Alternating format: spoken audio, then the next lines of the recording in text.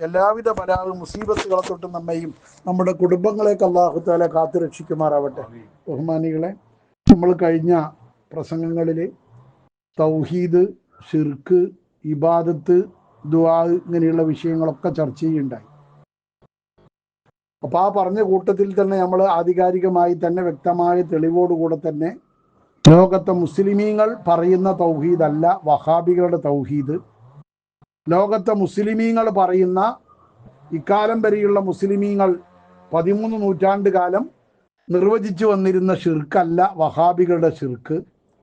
അതേപോലെ തന്നെ നമ്മൾ പഠിച്ച നമ്മുടെ ഇമാമുകൾ രേഖപ്പെടുത്തി വെച്ച പൂർവികരായ സലഫു സാലിഹികൾ രേഖപ്പെടുത്തി വെച്ച നിർവചനമല്ല ഇബാദത്തിന് വഹാബികൾ ഉണ്ടാക്കിയത്. അത് പുതിയ 100 കൊല്ലം പഴക്കമുള്ളൊരു ഇബാദത്ത് അവർക്ക് വേറെ ഉണ്ട്, ഒരു നിർവചനമുണ്ട്. അതേപോലെ ദുആ എന്ന് പറഞ്ഞതിനും അവർക്ക് പ്രത്യേകമായൊരു നിർവചനം, ഒരു കള്ളത്തരത്തിലൊന്നും അവർ ഉണ്ടാക്കിയിട്ടുണ്ട്. ആ കള്ളത്തരത്തിലൊരു നിർവചനം ഉണ്ടാക്കിയിട്ട് പുതിയൊരർത്ഥം അതിനുണ്ടാക്കിയിട്ടാണ് പ്രാർത്ഥന അള്ളാഹുവോട് മാത്രം, അള്ളാഹു അല്ലാത്തവരോടുള്ള പ്രാർത്ഥന ഷിർക്ക് എന്നൊക്കെ പറയുന്നത്. അവരുണ്ടാക്കിയ ഒരു മാനദണ്ഡം വെച്ചിട്ടാണ്, അവരുടെ അളവുകോലാണ്. ഓരോരുത്തർക്കും ഒരു അളവുകോലുണ്ടാവില്ല, അത് വെച്ചിട്ടല്ലേ അളക്കാൻ കഴിയുള്ളൂ. എല്ലാവരുടെ കാര്യം അങ്ങനെ തന്നെയാണ്. ഇപ്പം ഇന്ന് ഞാൻ കേട്ടൊരു കാര്യം, എൻ്റെ കുടുംബത്തിനെയും പറ്റി ഒരു ഡ്രൈവർ പറഞ്ഞൊരു വാക്ക്. അപ്പോൾ ആ ഡ്രൈവറെയും കൂട്ടിയിട്ട് ഒരു ഇന്നോവ കാറിൽ ഏർവാടിയിലും രാമേശ്വരത്തും കന്യാകുമാരിയൊക്കെ ഒന്ന് കറങ്ങി 2 ദിവസം ഞാനേ. അപ്പോൾ ആ ഡ്രൈവർ മുസ്ലിമാണ്, നിസ്കാരമൊക്കെ ഉള്ള ആളാണ്. അപ്പോൾ അയാൾ വേറൊരാളോട് ഞങ്ങളെപ്പറ്റി പറഞ്ഞാത്ര നല്ല കുടുംബമാണ് അവർ, പക്ഷെ നിസ്കാരത്തിൻ്റെ കാര്യത്തിൽ ഒരു കൃത്യനിഷ്ഠയില്ല. ലോഹറും അസറും ഒന്നിച്ചാൽ നിസ്കരിക്കുക, മഗ്‌രിബ് ഇശയും ഒന്നിച്ചാൽ നിസ്കരിക്കുക, സുബൈ മാത്രമേ സമയത്ത് നിസ്കരിക്കുള്ളൂ പറഞ്ഞത്രേ. പക്ഷെ അവനെ കുറ്റം പറയാമെന്നല്ല, എൻ്റെ നല്ല ഇഷ്ടക്കാരനാണ്, എന്നെ പറ്റി നല്ല ചിന്തയുള്ള ആളാണ്. പക്ഷെ അവനിക്ക് ഈ ജമ്മു ഗസർ പറഞ്ഞൊന്നും ആർക്കും അറിയില്ല, അവനറിയില്ല. അപ്പൊ അവൻ പറഞ്ഞത് ശരിയാണല്ലോ, ബാങ്ക് കൊടുത്താൽ ഓരോ നിസ്കരിക്കൂല, അത് മഗ്‌രിബ് ആകാൻ നേരം വരെ നീട്ടി വെക്കും, എന്നിട്ട് ഓരോ അസ്രം കൂടി അപ്പം നിസ്കരിക്കും, മഗ്‌രിബ് ഇശയും കൂടിയിട്ട് ഒന്നിച്ചാൽ നിസ്കരിക്കുക. അവൻ പറഞ്ഞത് ന്യായമാണ്, കാരണം അവനിക്കത് അറിയില്ല. ആ പാവം അത് അറിയാത്തതുകൊണ്ട് പറഞ്ഞു. എന്ന പോലെ ഓരോരുത്തരും അവനവന്റെ കയ്യിലൊരു അളവുകോല് വെച്ചിട്ടാണ് ലോകത്തെല്ലാവരും വിലയിരുത്തുന്നത്. നമ്മളുടെ കയ്യിലുള്ള അളവുകോല് വെച്ചിട്ട് ബാക്കിയുള്ളവരെ വിലയിരുത്താൻ പോകരുത്. നമ്മൾ ആദ്യം എന്താ വിഷയം എന്ന് പഠിക്കണം, അല്ലെങ്കിൽ അറിവുള്ളവരോട് ചോദിക്കണം. അപ്പൊ അതുകൊണ്ട് തന്നെ നമ്മൾ പറഞ്ഞു വന്നത് ദുആ എന്ന് പറയുന്ന ഒരു വാക്കിന് അർത്ഥം വെച്ചുകൊണ്ട് പഴച്ചതിൻ്റെ പേരിലാണ്, അല്ലെങ്കിൽ ഒരു കള്ള അർത്ഥം കെട്ടിയുണ്ടാക്കി പറഞ്ഞുകൊണ്ടാണ് ഈ വഹാബികൾ ഈ പ്രാർത്ഥനയുടെ പേരിൽ സുന്നികളൊക്കെ മുശ്രിക്കാണ് എന്ന് പറഞ്ഞുകൊണ്ട് നമ്മൾ കഴിഞ്ഞ ആഴ്ച പറഞ്ഞ എല്ലാ ദുആയും പ്രാർത്ഥനയല്ല, ചില ദുആകൾ അഭ്യർത്ഥനയാണ്. ദുആ എന്ന അർത്ഥത്തിനും അഭ്യർത്ഥന, പ്രാർത്ഥന എന്ന അർത്ഥത്തിനും അഭ്യർത്ഥന എന്ന അർത്ഥത്തിനും ദുആ എന്ന വാക്ക് വരാറുണ്ട് എന്ന് നമ്മൾ കഴിഞ്ഞ ക്ലാസ്സിൽ വളരെ വ്യക്തമായി തന്നെ പറയുകയുണ്ടായി. അപ്പൊ അതുകൊണ്ട് തന്നെ നമുക്ക് തോന്നിയതുപോലെ വ്യാഖ്യാനിക്കാനും നമുക്ക് ഇഷ്ടം പോലെ തന്നെ പറയാനും നമുക്ക് യാതൊരു അധികാരമില്ല. നമ്മൾ മനസ്സിലാക്കുന്നതാകൂല ഖുർആനിൽ റസൂലുള്ളാഹി തങ്ങൾ പറഞ്ഞ ഹദീസിന്റെയോ അല്ലാഹ് പറഞ്ഞ ആയത്തിന്റെ അർത്ഥം അങ്ങനെ ആയിക്കൊള്ളുന്നില്ല. ഉദാഹരണത്തിന് എല്ലാവരും അവരൊക്കെ പറയുന്ന ആയത്തേതാ, ഉദ്ഉനി അസ്തജിബ് ലക്കും, നിങ്ങൾ എന്നോട് പ്രാർത്ഥിക്കുക, ഞാൻ നിങ്ങൾക്ക് ഉത്തരം നൽകും. അല്ലേ?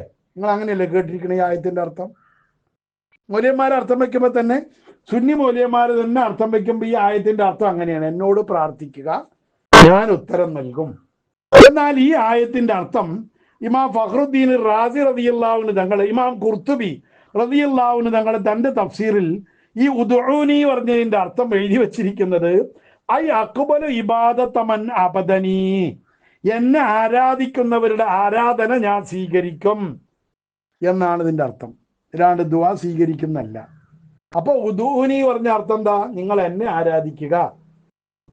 അസ്തജിബ് ലക്കും പറഞ്ഞാൽ ഞാൻ നിങ്ങളുടെ ആരാധന സ്വീകരിക്കും. അതിന്റെ അർത്ഥം. ഈ ആയത്തിന് അർത്ഥവും വെച്ചിട്ട് ഞാൻ എത്ര കാലമായി അള്ളാഹിനോട് ചോദിക്കുന്നു, ഇതുവരെ അള്ളാഹ് എനിക്ക് തന്നിട്ടില്ലല്ലോ, ചോദിച്ചിട്ട് ഉത്തരം കിട്ടിയില്ലല്ലോ പറയുന്ന പൊട്ടന്മാർ എത്രയുണ്ട്. അത് ആയത്തിന്റെ അർത്ഥം മനസ്സിലാക്കി കൊടുത്ത് വന്ന തെറ്റാ. എന്നിട്ട് ഇമാം ഖുർത്തുബി റളിയല്ലാഹു അൻഹു തങ്ങൾ പറയുന്നു, ഫദ്ദുആഉ, ഇവിടെ ദുആ ബി മഅനൽ ഇബാദത്തി, ഇബാദത്തിന്റെ മാനാക്കുള്ള ദുആയാണ് അവിടെ ഉപയോഗിച്ചിരിക്കുന്നത്.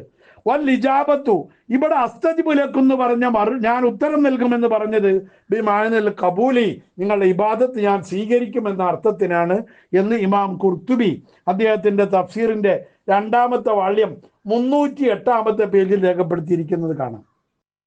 നമുക്ക് ഈ ഖുർആൻ പരിഭാഷയെ അറിയുള്ളൂ. മുഫസ്സിറുകൾ എന്താ പറഞ്ഞത്, പൂർവികരായ ഇമാമുകൾ എങ്ങനെയാ അവിടെ മനസ്സിലാക്കിയത്?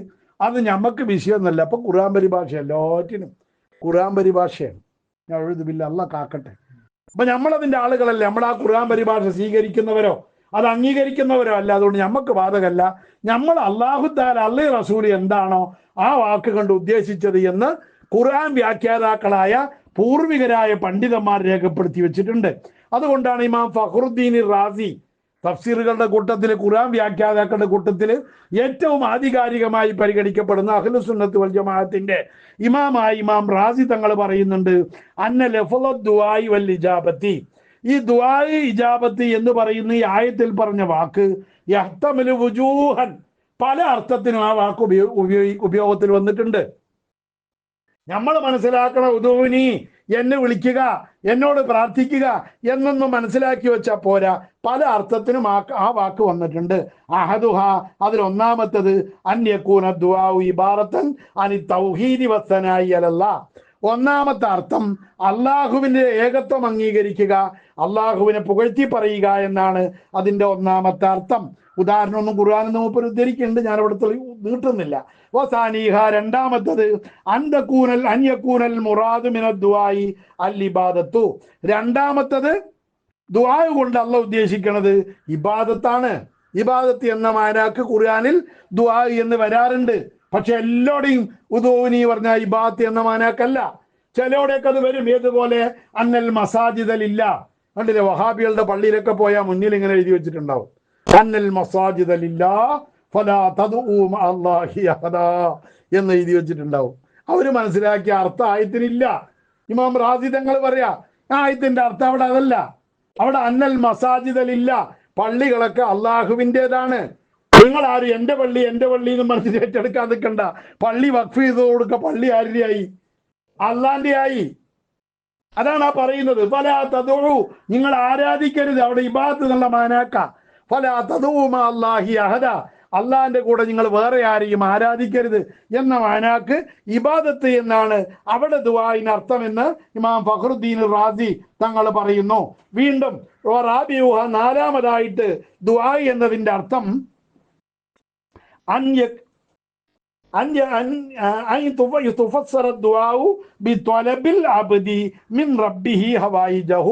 ഒരടിമ അവന്റെ റബ്ബിനോട് അവന്റെ ആവശ്യങ്ങൾ തേടുക, അതിനും ദുആ എന്ന് ഉപയോഗിക്കും. പ്രാർത്ഥന എന്ന അർത്ഥത്തില്. ഇങ്ങനെ ദുആ എന്ന് പറയുന്നത് പല അർത്ഥത്തിന് ഇമാം റാസി തങ്ങള് തന്റെ തഫ്സീറിന്റെ രണ്ടാമത്തെ വാള്യം 137 പേജിൽ രേഖപ്പെടുത്തിയിരിക്കുന്നത് കാണാം. അൽ ബഖറ സൂറത്തിലെ 186 ആയത്തിന്റെ വ്യാഖ്യാനത്തില്. അപ്പൊ ഞാൻ പറഞ്ഞു വന്നത്, ദുആ എന്ന വാക്ക് ഖുർആനിൽ കാണുമ്പോഴൊക്കെ ഒരു അർത്ഥം വയ്ക്കുന്നത് വിളിച്ചു തേടുക, വിളിച്ചു തേടുക, വിളിച്ചു പ്രാർത്ഥിക്കുക. ഇതൊരർത്ഥമായിട്ട് വഹാബികൾ ഇങ്ങനെ കണ്ടുവച്ചിരിക്കുകയാണ്. ഇതൊക്കെ ഇങ്ങനെ ഈ പറയുന്നത് മുഴുവൻ ഈ പറയുന്ന രൂപത്തിലൊക്കെ ഇതൊക്കെ മഹാന്മാരായ ഇമാമുകൾ രേഖപ്പെടുത്തി വച്ചിരിക്കുന്ന ഇത്തരം അർത്ഥങ്ങൾക്കൊക്കെ എതിരായ പുതിയ ഒരു വാക്ക് അവർ സൃഷ്ടിച്ചുണ്ടാക്കിയതാണ്. പൂർവികരാരും ഉപയോഗിച്ചിട്ടില്ല. ഏതാ നോക്ക്, ഞാൻ വായിക്കാം. ദുആ എന്ന പദത്തിന് വിളിക്കുക, വിളിച്ചു തേടുക എന്നീ രണ്ടർത്ഥങ്ങൾ ഉണ്ടെന്ന് സാമാന്യമായി പറയാം. മുജാഹിദിന്റെ ജനറൽ സെക്രട്ടറി ആയിരുന്ന AP അബ്ദുൽ ഖാദർ മൗലവി എഴുതിയ പ്രാർത്ഥന ഖുർആനിൽ എന്ന പുസ്തകത്തിന്റെ 7ാമത്തെ പേജിലുള്ളതാണ് ഈ അർത്ഥം. ദുആ എന്ന വാക്കിന് വിളിക്കുക, വിളിച്ചു തേടുക എന്നീ രണ്ടർത്ഥങ്ങളുണ്ടെന്ന് സാമാന്യമായി പറയാം. മനസ്സിലാണ്ടോ പറഞ്ഞത്? അത് മൂപ്പരുണ്ടാക്കിയൊരു വാക്കാണ്. വിളിച്ചു തേടുക എന്നൊരർത്ഥം ദുആ എന്ന വാക്കിന് വഹാബികളായ മുഹമ്മദ് അബുസലാഹ് മൗലവിയും വി മുഹമ്മദൊക്കെ കൂടി എഴുതിയ മുജാഹിദുകൾ എഴുതിയ നിഘണ്ടു അതിന്റെ മുമ്പ് ഇറങ്ങിയിട്ടുണ്ട്. 1973 അൽ മൻഹൽ എന്ന പേരിൽ അറബി നിഘണ്ടു ഇറക്കിയിട്ടുണ്ട്. ആ എഴുതിയ രണ്ടാളും ആരാണ്? മുജാഹിദീങ്ങളാണ്. പക്ഷെ അന്ന് അത് അർത്ഥമില്ല. ദുആഇന് വിളിച്ചു തേടുക എന്നൊരർത്ഥമില്ല. ലോകത്തുള്ള ഒരു നിഘണ്ടുവിലും ആ അർത്ഥമില്ല. ഒരു പച്ച നോണ കണ്ട് ഉണ്ടാക്കുക. എന്നിട്ട് ഈ നോണ ആദ്യം ഒരു നോണയിൽ അടിത്തറ ഉണ്ടാക്കിയിട്ട് ആ നോണന്റെ മേലെയാണ് ഇനി വിളിച്ചു തേടല്. അള്ളാഹു അല്ലാത്തവരെ വിളിച്ചു തേടൽ ശിർക്കാണ്. അള്ളാഹു അല്ലാത്തവരെ വിളിച്ചു തേടൽ ശിർക്കാണ്. വിളിച്ചാൽ കുഴപ്പമില്ല, തേടിയാലും കുഴപ്പമില്ല. പിന്നെ വിളിച്ചു തേടുക, അങ്ങനെ ഒരു വാക്ക് മലയാളത്തിലുണ്ടോയെന്ന് ഞാൻ ശബ്ദധാരാവലി നോക്കി. അതേപോലെ കൃഷ്ണവാര്യർ എഴുതിയ നിഘണ്ടു ഞാൻ നോക്കി. എൻ്റെ കൈവശമുള്ള മലയാള നിഘണ്ടുകളൊക്കെ ഞാൻ പരിശോധിച്ചു. വിളിച്ചു തേടുക എന്നൊരു വാക്ക് മലയാളത്തിലില്ല. മലയാളത്തിൽ അങ്ങനെ ഒരു വാക്കില്ല. അറബിയിൽ ആ അർത്ഥം വരുന്ന ഒറ്റ വാക്കില്ല, 2 വാക്ക് കൂട്ടിയിട്ടുണ്ടാക്കണം വിളിച്ചു തേടുക എന്ന്. അപ്പൊ ആദ്യം സുന്നികളെ മുഷിരിക്കാക്കാൻ തീരുമാനിച്ചു. എന്നിട്ട് അതിനൊരു വാക്ക് വേറെ ഉണ്ടാക്കി. അങ്ങനെ ഒരു വാക്കുള്ളത് കൊണ്ടല്ല, വിളിച്ചു തേടുക എന്നൊരു വാക്ക് തന്നെ, ഒരർത്ഥം തന്നെ ദുആ എന്ന വാക്കിനില്ല. മലയാളത്തിലോ മറ്റ് ഭാഷയിലോ അങ്ങനെ ഒരു വാക്കും തെളിയിക്കാൻ ഇതുവരെ വഹാബികൾക്ക് കഴിഞ്ഞിട്ടില്ല. അതുകൊണ്ട് തന്നെ 1973 ഇറങ്ങിയ അൽമൻഹലിൽ പോലും അതില്ല. 40 കൊല്ലം മുമ്പ് വിളിച്ചു തേടുക എന്നൊരു പ്രയോഗം തന്നെ മലയാളത്തിൽ പറയാറില്ല. ഇവരുണ്ടാക്കിയത് അവരുടെ സൗകര്യത്തിന് വേണ്ടി പുതിയൊരു വാക്ക് അവരുണ്ടാക്കിയതാണ്. അങ്ങനെയൊന്നും മാത്രമല്ല, അറബിയിലും ആ വാക്കില്ല. അറബിയിലും ഏത് ഭാഷയിലും നോക്കി അത് കാണൂല. രണ്ടും 2 വാക്കാണ്. അപ്പൊ ഞാൻ നീട്ടി പറയാൻ സമയമില്ലാത്തതുകൊണ്ട് ചുരുക്കട്ടെ. ഇനി അതാണ് ഇപ്പൊ വലിയ വിഷയം. വിളിച്ചു തേടൽ ശിർക്കാണ്. ഇതാണിപ്പോ അവര് പറയണത്. യാ ഗൗസ് യാ മുഹിയുദ്ദീൻ അബ്ദുൽ ഖാദർ ജീലാനി എന്ന് വിളിക്കണില്ലേ? ബദരീങ്ങളെ എന്ന് വിളിക്കണില്ലേ? യാ മുഹമ്മദ് യാ റസൂലല്ലാഹ് എന്ന് വിളിക്കണില്ലേ? ഇതെന്താണ്? അത് ശിർക്കാണ്. അതിനാണ് AP അബ്ദുൽ ഖാദർ മൗലവി മലയാളത്തിൽ പുതിയൊരു വാക്ക് ഉണ്ട്. ഓരോരുത്തരുടെ കഴിവാണ്. ഇപ്പൊ ചേലാകർമ്മം അല്ലേ? എന്താ ചേലാകർമ്മം പറഞ്ഞ എന്താ? മാർക്ക കല്യാണത്തിന് ചേലാകർമ്മം എന്ന് മലയാളത്തിൽ പറയും. ആ ചേലാകർമ്മം എന്ന വാക്ക് ആദ്യമായി മലയാളത്തിൽ ഉപയോഗിച്ച ആളാരാ? വൈക്കം മുഹമ്മദ് ബഷീറ. കാരണം അമ്മാമ്മമാരെന്തു കൊടുക്കും? മാർക്കത്തിന് ചേല കൊടുക്കും അല്ലേ? മാർക്കത്തിന് എനിക്ക് കിട്ടിയിട്ടുണ്ട്. എൻ്റെ മാർക്കത്തിൻ്റെ അന്ന് എൻ്റെ അമ്മാവൻ ഒരു തുണി കൊണ്ടുവന്ന് തരും. അന്നാണ് എല്ലാ പേരക്കുട്ടി മക്കൾക്കും അമ്മാവന്മാർ തുണി കൊണ്ടുവരിക. ചേല കൊടുക്കണ കർമ്മം ആയതുകൊണ്ട് അതിനെന്ത് പേരിട്ടു? വൈക്കം മുഹമ്മദ് ബഷീർ ചേലാകർമ്മം എന്ന് അയാളുടെ കഥയിൽ പേരിട്ടതാണ്. പിന്നെ അത് മലയാളത്തിലേക്ക് വ്യാപകമായി വന്നത്. എന്ന പോലെ AP അബ്ദുൽ ഖാദർ മൗലവി കണ്ടുപിടിച്ചൊരു വാക്കാണ് എന്ത്? വിളിച്ചു തേടുക എന്ന വാക്ക് ഒറ്റ വാക്കായിട്ട് നിഘണ്ടുവിൽ ഇപ്പോഴും ഇല്ല. നിഘണ്ടുകളിലും വരാൻ തുടങ്ങിയിട്ടില്ല. മുജാഹിദുകൾ കടത്തിക്കൂട്ടാൻ നോക്കുന്നുണ്ട്. ഇതുവരെ ഒന്നിലും അത് വന്നിട്ടില്ല. പച്ച നുണയാണത്. അങ്ങനെ ഒരു വാക്കില്ല. ദുആ എന്ന വാക്കിന് അങ്ങനെ ഒരു അർത്ഥം അൽമൻഹലിലോ വഹാബികൾ എഴുതിയ നിഘണ്ടുകിൽ പോലും ഇതുവരെ വന്നിട്ടില്ല. ഇനി ഉണ്ടാക്കിയിട്ട് വേണം. അപ്പൊ ഞാൻ പറഞ്ഞു വന്നത്, അപ്പൊ ആ നിലയിൽ അങ്ങനെ അങ്ങോട്ട് വിളിച്ചു പ്രാർത്ഥിച്ചു എന്നും പറഞ്ഞ് ശിർക്കാകുകയാണെങ്കിൽ, നമ്മൾ മുമ്പ് പറഞ്ഞൊരു ഹദീസ് ഒരിക്കൽ കൂടി ഉദ്ധരിക്കട്ടെ. റവാ ഇബ്നു ഷൈബ ബിസ്നാദിൻ സ്വഹീഹിൻ മിൻ റിവായത്തി അബീ സ്വാലിഹിൻ സമ്മാനി അൻ മാലിക് ഇദ്ദാരി വകാന ഖാസിന ഉമറ.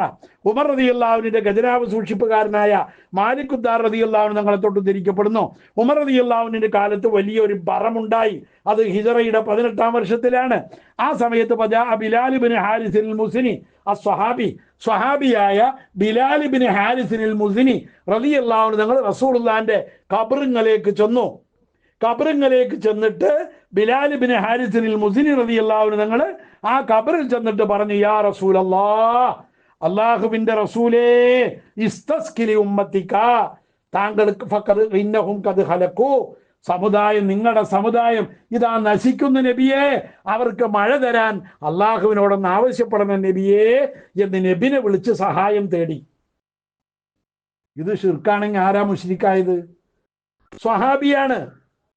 ഉമർ ഫാറൂഖ് അടക്കമുള്ള സഹാബാക്കള്, അലി ഇബ്നു അബീ ത്വാലിബ്, ഉസ്മാൻ ഇബ്നു അഫ്ഫാൻ ഒക്കെ ജീവിച്ചിരിക്കുന്ന കാല.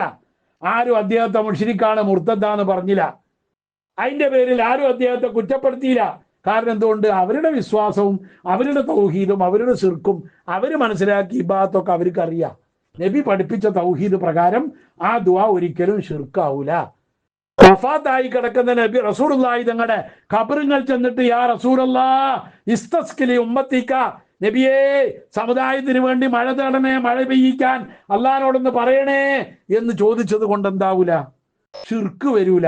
അതാണ് സ്വഹാബത്തിന്റെ വിശ്വാസം. സുന്നികളുടെ വിശ്വാസവും മുസ്ലിങ്ങളുടെ വിശ്വാസവും അതാണ്. വഹാബികളുടെ വിശ്വാസം അത് ശിർക്കാണെന്നാണ്. അപ്പൊ ഞമ്മക്കാണോ പഴവ്? അവർക്കാണോ പഴവ്? ഇത് ആർക്കും തിരിയുന്ന കാര്യം. നമ്മളെ മുശ്രിക്കാകണമെങ്കിൽ ആര് മുശ്രിക്കാവണം? റസൂലുള്ളാഹിയും സ്വഹാബത്തും അബൂബക്കറും ഉമറും ഉസ്മാനും ഒക്കെ മുശ്രിക്കാവണം. ഒക്കെ നരകത്തേക്ക് പോകണം. അവര് പറയണ നരകം ദജ്ജാലിന്റെ നരക. വഹാബികൾ പറയണ നരകം ഏതാ? അത് ദജ്ജാലിന്റെ നരകമാണ്. അത് യഥാർത്ഥത്തിൽ സ്വർഗമാണ്. ഇനി ദജ്ജാൽ വരുമ്പോഴും ഈ കള്ളന്മാർ അതിൻ്റെ ഒപ്പം കൂടുകയും ചെയ്യും. കാരണം കളവ് പറയലും ഇവരുടെ സ്ഥിരം സ്വഭാവം.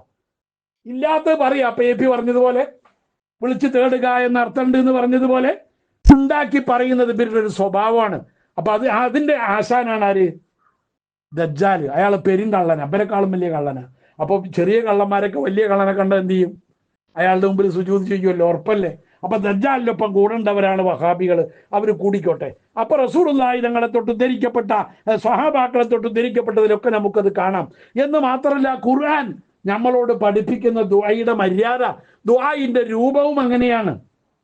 നമ്മളെങ്ങനെ ഇതാർക്കുണ്ട്? ഖുർആൻ പറയുന്നുണ്ട്, വലു അന്നഹും ഇല്ലരമു അൻഫുസഹും ജാഊക, പാപം ചെയ്ത ആളുകൾ റമിയെ നിങ്ങളുടെ അടുക്കൽ വരട്ടെ, എന്നിട്ട് നബിനോട് പറയണം ആവലാതി,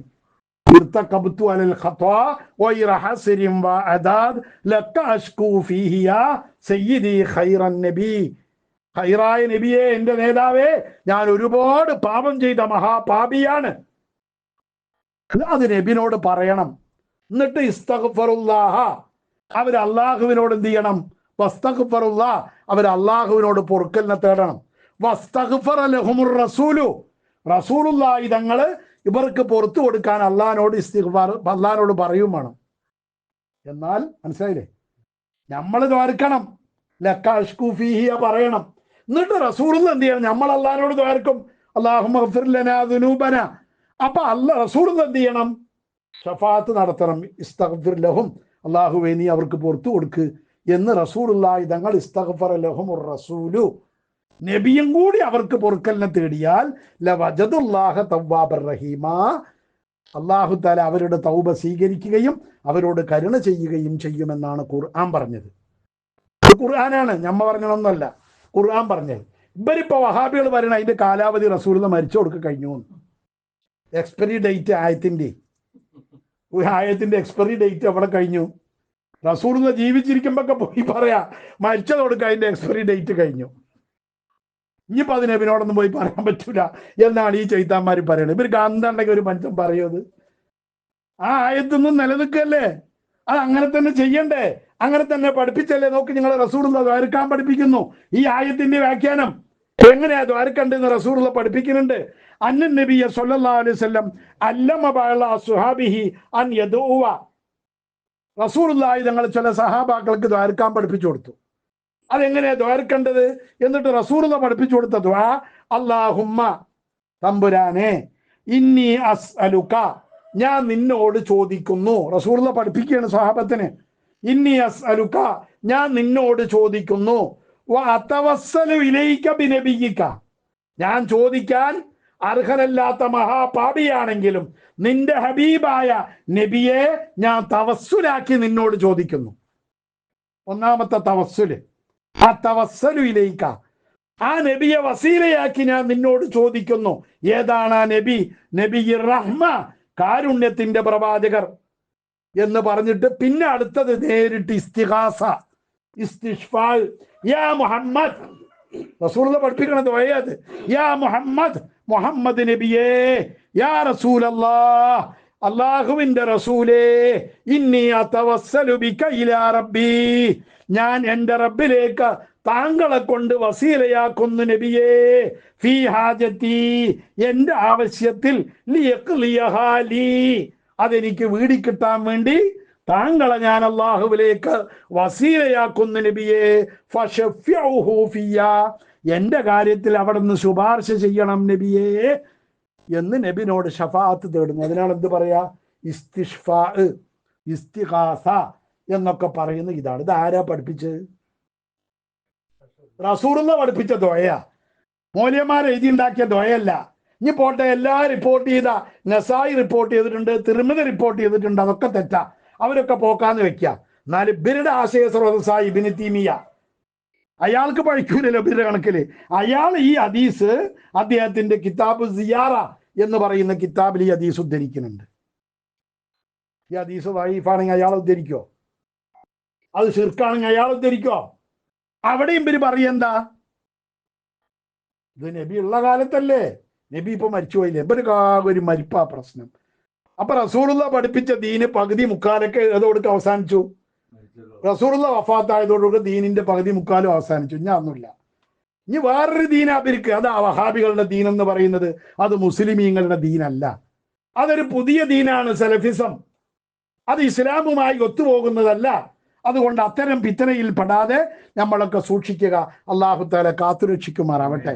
അപ്പൊ അള്ളാഹു അല്ലാത്തവരോട് പ്രാർത്ഥിക്കരുതെന്നൊക്കെ പറഞ്ഞിട്ട് ഇവര് വരുമ്പോ കേൾക്കാൻ നല്ല ചൊറുക്കുള്ള വാക്കാണത്. കണ്ടാരോ പറഞ്ഞ പോലെ പട്ടിൽ പൊതിഞ്ഞ പാഷാണമാണ്, ഉള്ളിൽ വിഷമാണ്. പക്ഷെ പൊതിഞ്ഞിരിക്കുന്നത് എന്തിലാണ്? നല്ല ചൊറുക്കുള്ള പേപ്പറിലാണ്, നല്ല തുണിയിലാണ്, പട്ടിലാണ് പൊതിഞ്ഞിരിക്കുന്നത്. നല്ല രസാ കാണാം. പക്ഷെ അതിൽ തൊട്ടാ കുടുങ്ങി. മാരകമായ വിഷമാണ്, മാരക വിഷമാണ് വഹാബിസം. അത് ആളുകളെ പഴപ്പിക്കുകയാണ്, പെട്ടുപോവുകയാണ്, കുടുങ്ങിപ്പോവുകയാണ് ആ വിഷം പുറമോടി കണ്ടിട്ട്. അത് മനസ്സിലാക്കാനുള്ള കഴിവില്ല. ഞാൻ നേരത്തെ പറഞ്ഞ പോലെ അയാൾ ആളൊക്കെ ശരി, ഇബ്രാഹിം ഒരു ആളൊക്കെ ശരിയാണ്, പക്ഷെ നിസ്കാരം തോന്നിയ പോലെയാണ് പറഞ്ഞില്ലേ എന്ന് പറഞ്ഞതുപോലെ വഹാബികളുടെ നിലവാരം അവർക്ക് അറിഞ്ഞൂടാ. അവര് മനസ്സിലാക്കിയതാണ് അവരുടെ ദീനിനെ അറിയൂ. അല്ലാതെ ജമ്മും കസറിന്റെ കൂലി എത്രയാണ്, നിസ്കാരം ജമ്മാക്കിയാലാണോ കൂടുതൽ കൂലി, കസറാക്കിയാലുള്ള കൂലി എത്രയാണെന്നോ അവർക്ക് അറിഞ്ഞൂടാ. അത് അള്ളാഹ് കൽപ്പിച്ചതാണ്, ഖുർആൻ പറഞ്ഞാണെന്നൊന്നും അവനിക്ക് അറിഞ്ഞൂടാ എന്ന് പറഞ്ഞ പോലെയാ വഹാബികളുടെ നിലവാരം. അതുകൊണ്ട് വഹാബിയത്തിന്റെ ഈ പഴച്ച ചിന്താഗതി മനസ്സിലാക്കി കൊടുക്കാൻ നമുക്ക് കഴിയണം. നമ്മുടെ സമുദായത്തിൽ ഇത് എത്തണം, നമ്മളത് എത്തിക്കേണ്ടവരിലേക്ക് എത്തിക്കണം. അള്ളാഹു തൗഫീക്ക് നൽകുമാറാവട്ടെ. പഠിക്കാനും പകർത്താനും പ്രചരിപ്പിക്കാനും അള്ളാഹു നമുക്കൊക്കെ തൗഫീക്ക് നൽകുമാറാവട്ടെ. റബ്ബനാ തഖബ്ബൽ മിന്നാ ഇന്നക അൻതസ് സമീഉൽ അലീം വഗ്ഫിർ